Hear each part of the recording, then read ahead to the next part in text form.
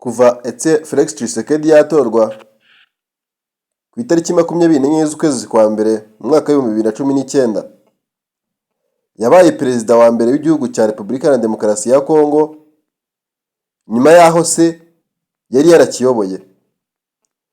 Felix Tshisekedi yatangiye kuka umwuka mubi ndetse no gufasha abarwanyi ba FDLR batavuga rumwe na leta ndetse basize bahekuye u Rwanda.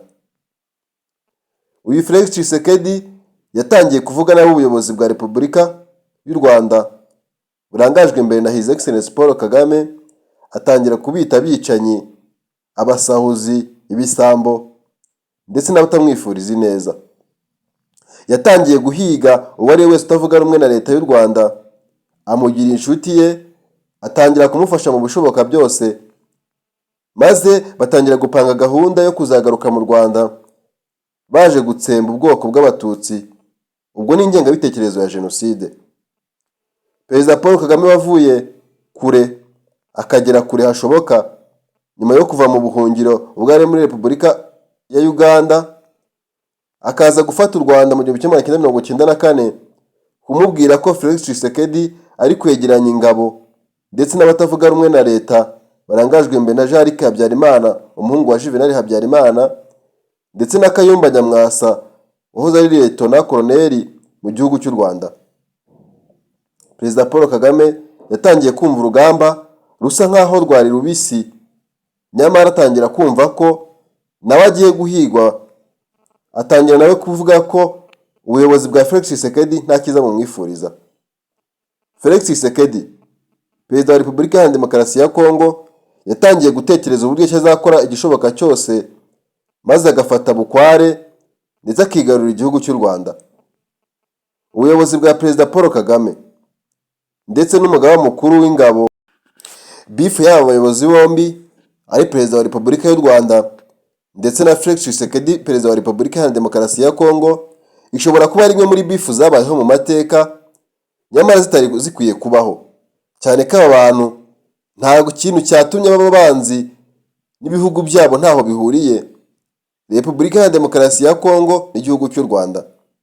Gusa amateka iyo yisubiramo, abantu benshi bavuga ko by'umwihariko ikintu bapfa yuko perezida wa Repubulika y'u Rwanda yinginze ibishoboka byose, yakoze igishoboka cyose akinginga perezida wa Repubulika Iharanira Demokarasi ya Kongo ngo amuhereze abakoze Jenoside mu Rwanda bahungiye muri Repubulika Iharanira Demokarasi ya Kongo, maze akanga kubamuha ndetse akanga no kugira icyo abatwara.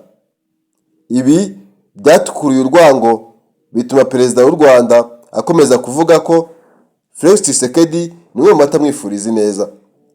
Kandi koko amagambo yanyuzaga mu bitangazamakuru bitandukanye byageze n'aho agera muri Leta Zunze Ubumwe za Amerika, amera nk'ugiye kurega u Rwanda. Mu kwezi kwashize nibwo twabonye inama yabahuje bombi i White House muri Leta Zunze Ubumwe za Amerika, Felix Tshisekedi ari kumwe na perezida w'u Rwanda Paul Kagame. Ni nyuma y'intambara yari iri kwesurana hagati ya Repubulika Iharanira Demokarasi ya Kongo ndetse n'umutwe wa M23. Perezida w'iki gihugu cya Kongo yagiye ashinze u Rwanda ko batera inkunga uyu mutwe, bakabaha abasirikare, bakabaha imbunda ndetse bakabaha n'imyitozo yo kugira ngo babone uko barwanya iki gihugu cya Repubulika Iharanira Demokarasi ya Kongo. Gusa Perezida Paul Kagame yakomeje kugenda ahakana, avuga ko ibi ngibi bavuga ari ukubeshya. Gusa hadaciye kabiri, uwitwa Mukantabana akaba ari ambasaderi w'u Rwanda muri Leta Zunze Ubumwe za Amerika, nyuma yo gushyirwaho igitutu na Leta Zunze Ubumwe za Amerika, yemeje ko u Rwanda rufite ukuntu rukorana na M23. Gusa atari gufasha uyu mutwe, ahubwo bakorana mu buryo bw'ubwirinzi, by'umwihariko ko hari abarwanyi b'abajenosideri basize bahemukiye u Rwanda bifuza kongera kugarura umwuka mu M23. Ni umutwe uyobowe na General Sultani Makenga ndetse n'uwari umuvugizi w'uyu mutwe nyakwigendera Liyetona Koloneli Wiringoma. Uyu mutwe wakomeje kugenda by'umwihariko ushinze Repubulika Iharanira Demokarasi ya Kongo kutabaho ubwigenge, ubwicanyi bukorerwa Abatutsi b'Abanyamulenge muri iki gihugu, ndetse no kutemera ko ari Abakongomani bagenzi babo maze bagatotezwa mu buryo budasanzwe. Ibi byatumye bayoboka inzira y'ishyamba hari mu kwezi kwa mbere mu mwaka wa 2012 urugamba rwari ruyobowe na Rurankunda ndetse na Bosco Ntaganda. Ibi bijya gusa neza nk'inzira y'umusaraba. Perezida wa Repubulika y'u Rwanda nyuma yo kubona urugamba M23 irwana, by'umwihariko iharanira kwishyura ukizana ndetse no guhabwa uburenganzira nk'abaturage nabo bakareka gukomeza gutotezwa ndetse no kwicirwa. Felix Tshisekedi, umwe mu baperezida babayeho babi ku isi ndetse no muri Afurika no mu gihugu cya Congo, yakomeje kugenda atangaza amagambo ateye ubwoba ndetse yanababaje imbaga by'umwihariko abanyamurenge, avuga ko atari abakongomani ahubwo ari abanyarwanda babimukira mu gihugu cya Congo. Ngo rero bibaye byiza basubira iwabo bakareka gukomeza gutesha umutwe ubuyobozi bwa Repubulika ya Demokarasi ya Congo. Mu nyandiko zimwe na zimwe perezida w'iki gihugu yemera ko abanyamurenge ari abakongomani, ariko kuzemera bisa nk'aho ari ukumushyiraho igitutu. Ku itariki ya mbere z'ukwezi kwa karindwi mwaka 2025 yatangiye gukomeza operasiyo yo kureba uburyo bahakana ko abanyamurenge atari abakongomani, gusa byaramupfiriye.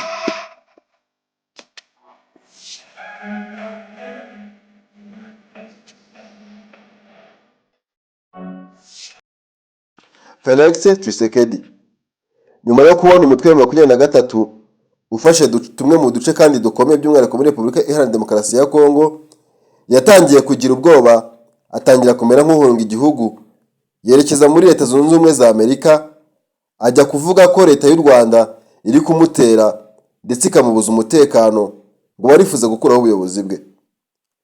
Leta Zunze Ubumwe za Amerika ziyobowe na Donald Trump, umwe mu baperezida by'umwihariko batajya baripfana ndetse bakajya aho bafite inyungu, nta mutima ajya hajyana.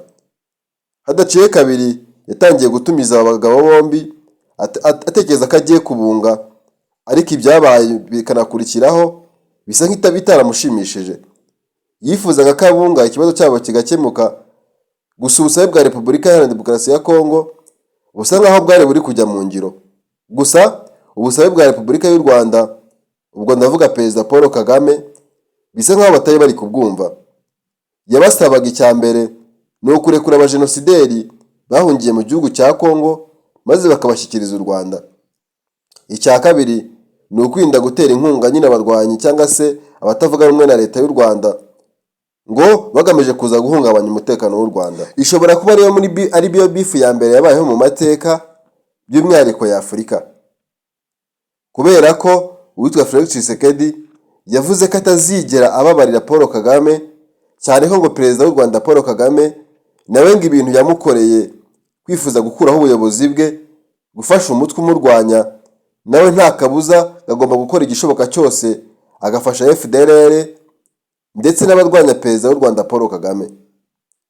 Mu minsi yatambutse twabonye Jarike Habyarimana, umuhungu w'uwahoze ari Perezida w'u Rwanda Juvenal Habyarimana, azenguruka mu gihugu cya Congo ndetse anahura na perezida w'iki gihugu. Ibi kandi byari bibanjirije n'uwitwa Kayumba Nyamwasa wabonanye na Perezida wa Repubulika ya Demokarasi ya Congo inshuro nyinshi, by'umwihariko bigaga ku kibazo cy'ukuntu bashobora guhungabanya umutekano w'u Rwanda. Gusa ibi ngibi uko byabaga niko Perezida wa Repubulika y'u Rwanda Paul Kagame wize ubumaneko yakomezaga kugenda bikurikirana, maze buri gikorwa cyose kibera muri Repubulika Iharanira Demokarasi ya Congo akakimenya mu buryo bwihuse. Ibi byatumye abasha kumenya no kugenzura iki gihugu, akavuga ko buri kamwe kose aba yagakurikiye, kugeza n'aho ingendo z'abamurwanya azikurikira ndetse akanazimenya mbere y'uko ziba. Gusa Perezida wa Repubulika Iharanira Demokarasi ya Congo, nk'umwe mu baperezida b'abaswa bayoboye Congo, ntabwo ibi yabimenyaga. Ubu umutekano wo muri aka karere usa nk'aho byibuze wongeye gusa nk'aho ucicikaho gatoya. Gusa M23 ikomeza kurwana urugamba rutoroshye, nubwo tumwe mu duce yagiye uturekura. Ndabashimiye mwese mukomeza kutwumva no kudukurikira, nawe udahema gukora subscribe kuri uyu muyoboro. Mukomeze kugira ibihe byiza, twibuke twiyubaka.